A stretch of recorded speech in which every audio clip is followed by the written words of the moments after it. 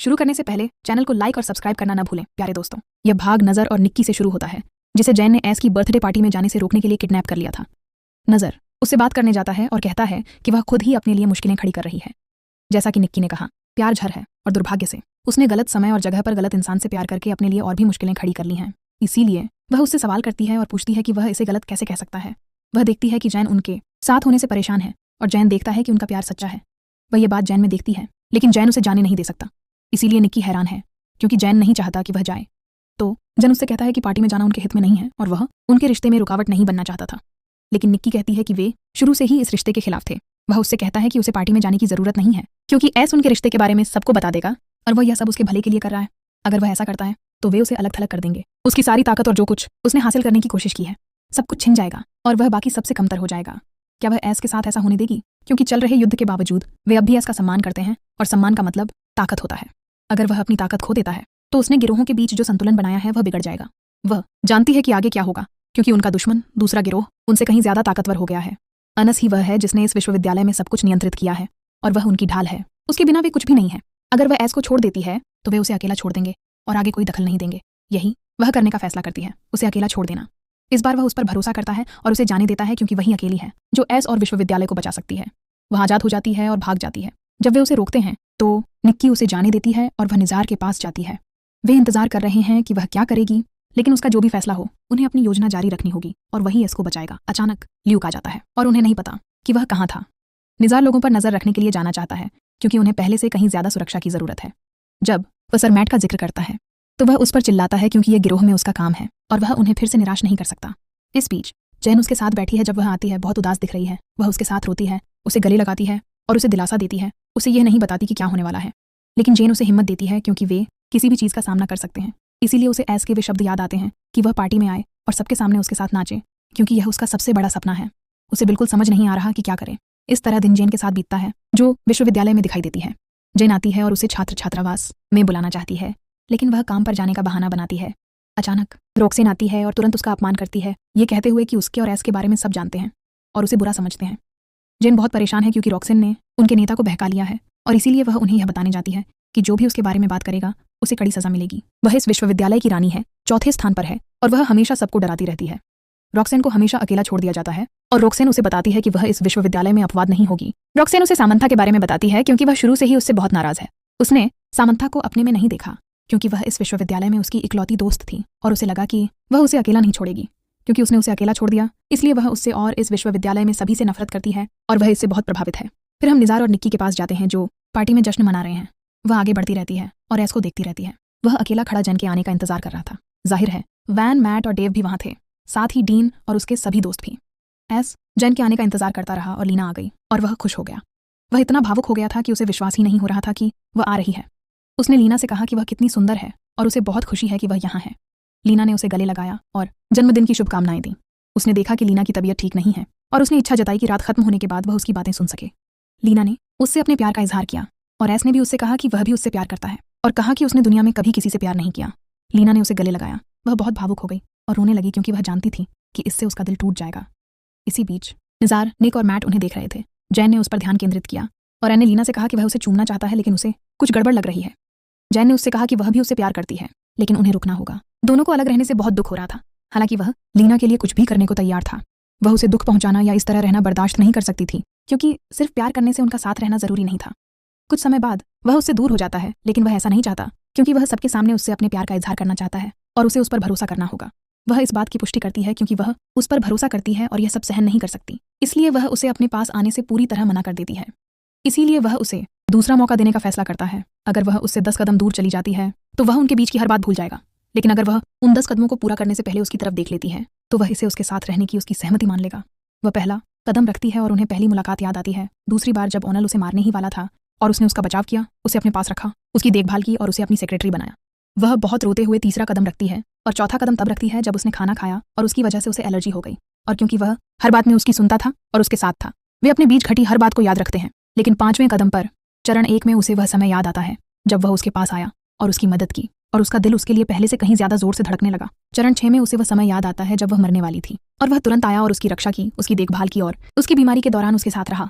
चरण 7 में उसे उसके साथ रहना उसकी रक्षा करना और उसे दिलासा देना याद आता है, क्योंकि जब तक वे साथ थे वह उसके साथ रहेगा और वह उसके लिए जीवन में सब कुछ होगी, और जब तक वह उसके साथ है उसे कुछ भी नहीं खोना पड़ेगा।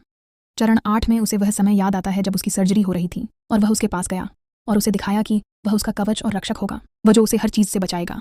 चरण 9 में उसे वह समय याद आता है जब वह कमजोर होकर उसके पास आई और मैट को पीछे छोड़ गई, दौड़कर उसके पास आई क्योंकि वह अब किसी और चीज के लिए लड़ना सहन नहीं कर सकती थी। वह उससे कहता है कि वह हमेशा उसके लिए लड़ेगा और वह उससे कहता है कि वह जानता है कि उसके लिए कैसे लड़ना है, यहाँ तक कि मृत्यु तक। इसीलिए वह उससे अपने प्यार का इजहार करती है और हर चीज के लिए उसे धन्यवाद देती है, फूट फूट कर रोती है और सीधी खड़ी हो जाती है। 10 कदम चलते ही वह थक जाती है और इसी वजह से वह उससे कहता है कि वह चाहता है कि वह हमेशा खुश रहे, चाहे उसका फैसला कुछ भी हो, ताकि वह किसी बात से न डरे। इसे वह विदाई मानता है और उससे अपने प्यार का इजहार करता है। वह उसके लिए बहुत रोती है और वह भी भावुक हो जाता है। ये जुदाई उनके लिए बहुत मुश्किल होने वाली है, इसलिए वह दिन यासीन के साथ बिताता है जो जन के साथ काम पर आता है। वे एक दूसरे को देखते हैं क्योंकि अब वे बॉस और सेक्रेटरी हैं, इससे ज्यादा कुछ नहीं। वे वायलेट के यहाँ मिलते हैं और उन्हें पता चलता है कि वायलेट ने एस को पहले ही चेतावनी दे दी थी और उन्हें एस को अध्यक्ष पद से हटाने की घोषणा करने के लिए यहाँ लाई थी। कैट और ओनेल इसे अस्वीकार कर देते हैं क्योंकि यह विश्वविद्यालय के लिए बहुत काम है और उन्हें इन सब बातों को नजरअंदाज कर देना चाहिए।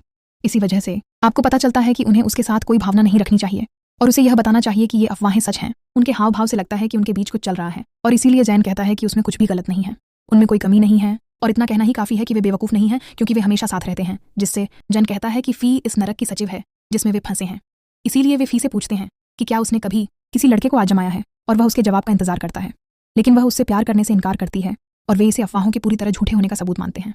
इसीलिए फिलो एस को एक और हफ्ते के लिए निलंबित कर देती है और वे हैरान रह जाते हैं। फैजन अकेले रोते हुए चली जाती है और उसे विश्वास नहीं हो रहा कि क्या हुआ, क्योंकि वह किसी भी कीमत पर एस की रक्षा करने की कोशिश कर रही है, यहाँ तक कि इस जगह पर अपने प्यार को बचाने की कीमत पर भी, जहाँ उनकी भावनाओं को कोई महत्व नहीं देता। फैज उसके पास जाता है जब वह रो रही होती है और उससे कहता है कि सबसे ज्यादा दुख इस बात का है कि जिस लड़की को उसने चुना उसने उसे ठुकरा दिया और वह उसे इतनी आसानी से कैसे छोड़ सकती है। इससे उसकी बात की पुष्टि होती है और वह जानना चाहता है कि क्या वह सच में उससे उतना ही प्यार करती थी जितना उसने कल कहा था। इसीलिए फाई उससे कहती है कि कोई उसे बर्दाश्त नहीं कर सकता क्योंकि वह एक निर्दयी इंसान है, शैतान की तरह, इसलिए बेहतर है कि वह उससे दूर रहे।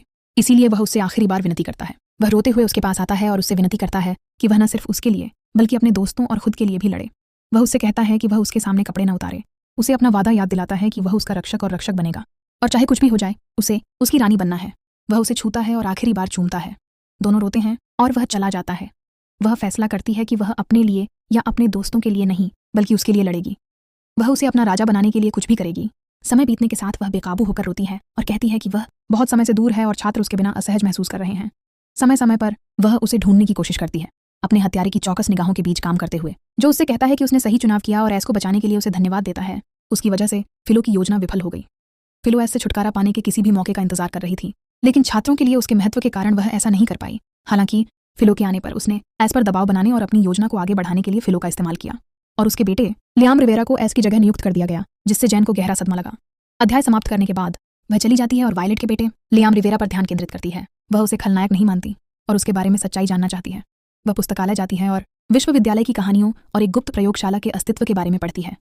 वह इस बारे में गहराई से सोच रही है, इसलिए वह समय लेकर अपना अध्याय पूरा करती है। अचानक नाइट मास्टर आता है और उसे बताता है कि समय बीत चुका है, उन्हें फॉर्मूला पता है और जल्द ही वे वही करेंगे जो उन्होंने सोच रखा है। वे कुछ भी नहीं कर पाएंगे और वह चाहता है कि वह बिना चोट खाए इसे रोकने के लिए कुछ करे। वह उसे सोचने के लिए छोड़ देता है। वह कक्षा में ही रहती है, विचारों में खोई हुई, और उसके पास एस का खंजर है। ग्रुण उसके पास आता है, जिससे वह चौंक जाती है। वह उससे पूछता है कि उसे खंजर किसने दिया, क्योंकि वह उस चिन्ह को नहीं जानता और वह चिन्ह राइस का है। वह उससे कुछ भी छिपाना नहीं चाहता क्योंकि वह भगवान के योद्धा दानव गिरोह का हिस्सा है और तुम्हें बाद में सब पता चल जाएगा। फैन को इनमें से कुछ भी मत बताना वरना उसे चोट लग सकती है। वह उसे बहुत उलझन में छोड़कर चला जाता है, इसलिए वह यह सोचकर चली जाती है कि जर्म और मैट उन्हें बचाने के लिए गिरोह में शामिल हुए हैं। वह वहां पहुंचती है और मैट को बैठकर शराब पीते हुए पाती है। वह उसे देखकर हैरान हो जाती है और उसके साथ बैठ जाती है। उसे बताती है कि अब वह ठीक है, लेकिन मैट को कुछ और ही नजर आता है। वह जानता है कि वह अपनी भावनाओं को छिपाने के लिए हंस रही है और वह बहुत कुछ झेल रही है।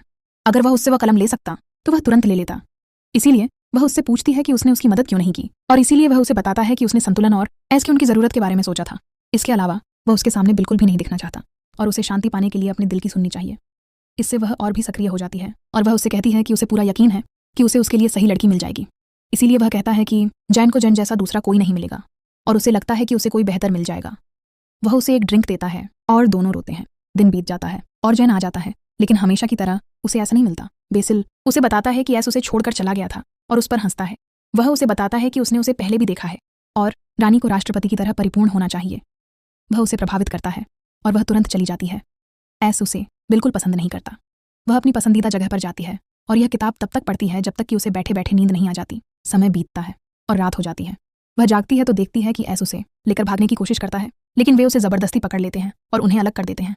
वह उसके लिए चीखती रहती है, उस तक पहुंचना चाहती है, लेकिन जाहिर है यह एक बुरा सपना है। बिल्ली उसे जगाने आती है और वह पूरी रात वहीं रहती है। वह चली जाती है और विश्वविद्यालय में कोई नहीं होता। ऐस खंजर लिए खड़ा होता है और अचानक रीस आता है और उसे छीन लेता है। कहानी यहीं समाप्त होती है। चैनल को लाइक और सब्सक्राइब करना न भूलें और नोटिफिकेशन ऑन कर लें ताकि आप अगला भाग मिस न करें। जुड़े रहिए।